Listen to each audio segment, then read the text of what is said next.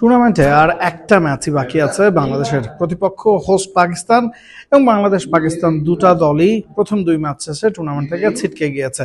তো এই ম্যাচে পাওয়ার কি আছে টিম বাংলাদেশের, প্রশ্ন করা হয়েছিল বাংলাদেশের সিনিয়র অ্যাসিস্ট্যান্ট কোচ সালাউদ্দিনকে, যিনি সংবাদ সম্মেলনে এসেছিলেন বাংলাদেশের পক্ষ থেকে।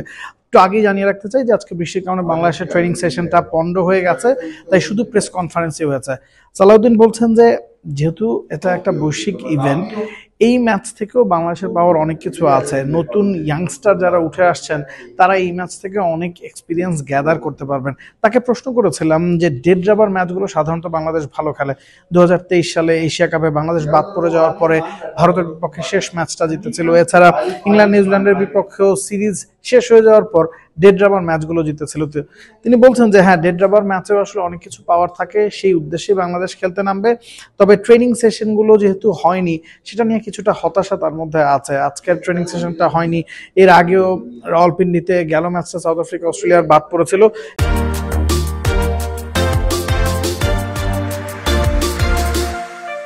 এবং কিছু ঝাঁঝালো প্রশ্ন আসলে তাকে করা হয়েছিল। বিশেষ করে তিনি নিজেই আজকে প্রেস কনফারেন্সে বলেছেন যে বাংলাদেশের প্রস্তুতিটা ঠিকঠাক হয়নি এই টুর্নামেন্টটা খেলতে আসার আগে। অন্যান্য দলগুলো যখন প্রস্তুতি ম্যাচ খেলেছে বা ত্রিদেশীয় সিরিজ খেলেছে, বাইল্যাটারাল সিরিজ খেলেছে, বাংলাদেশ তখন সরাসরি বিপিএল থেকে এই চ্যাম্পিয়ন্স ট্রফিটা খেলতে এসছে, যেটা 50 ওভারের ফরম্যাট। তার বোর্ডের কাছে দাবি যে এই ধরনের বড় টুর্নামেন্ট আগে ম্যাচ খেলাটা আসলে খুব বেশি জরুরি। সেই ব্যবস্থাটা যদি বোর্ড আগে থেকে করতো, হয়তো ফলাফলটা অন্যরকম হতে পারতো। এছাড়া তাকে দুই সিনিয়র ক্রিকেটারকে নিয়েও প্রশ্ন করা হয়েছিল যে মুশফিক বা মাহমুদুল্লাহ রিয়াদ, তাদের কাছ থেকে যেই এক্সপেকটেশন সেটা কি তারা ফুলফিল করতে পারছেন কিনা। রিয়াদ তো ওয়েস্ট ইন্ডিজ সফরে ব্যাক টু ব্যাক 3টা ম্যাচে 50 করেছেন, সেটা তিনি মনে করিয়ে দিয়েছেন। মুশফিকের ক্ষেত্রেও তিনি বলছেন যে 2-1টা ম্যাচ দিয়ে আসলে কিছু যায় আসে না। তাকে আমার মনে করিয়ে দেওয়া হয়েছিল যে মুশফিক তো গেল 11-12 ম্যাচ ধরেই একটা 50ও করতে পারেনি। তিনি ওই জিনিসটা নিয়ে কনসার্ন না, এবং তিনি বলেছেন যে ম্যাচ ফি একজন জুনিয়র ক্রিকেটার যেমন পান, একজন সিনিয়র ক্রিকেটারও তেমন পান। তো সে কারণে সিনিয়র ক্রিকেটারদের উপর বাড়তি চাপ থাকবে বা বাড়তি দায়িত্ব নিতে হবে, এই তত্ত্বে তিনি আসলে বিশ্বাসী না। এবং এই দুই সিনিয়র ক্রিকেটারের এই চ্যাম্পিয়ন্স ট্রফি শেষ ম্যাচ কিনা এমন প্রশ্ন তার কাছে করা হয়েছিল। তিনি বলেছেন এগুলো গুঞ্জন সংবাদ মাধ্যম থেকেই আসে, তো সংবাদ মাধ্যমেরই আসলে এই ধরনের গুঞ্জনগুলোর উত্তর দেওয়া উচিত।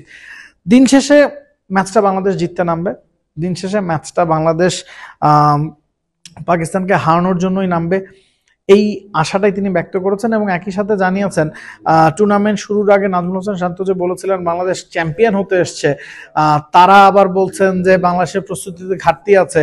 এই জায়গায় কি দুই পক্ষের মধ্যে মানে ম্যানেজমেন্টের সাথে খেলোয়াড়দের মন মানসিকতায় কোনো গ্যাপ আছে কিনা। তিনি বলছেন যে আপনি যখন একটা টুর্নামেন্টে খেলতে আসবেন, আপনি জয়ের লক্ষ্যেই আসবেন।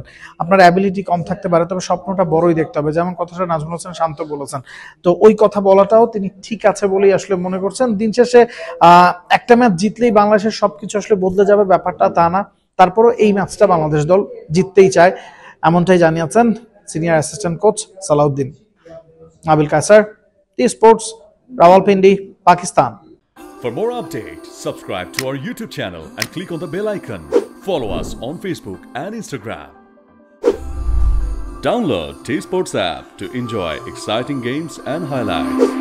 Visit tsports.com.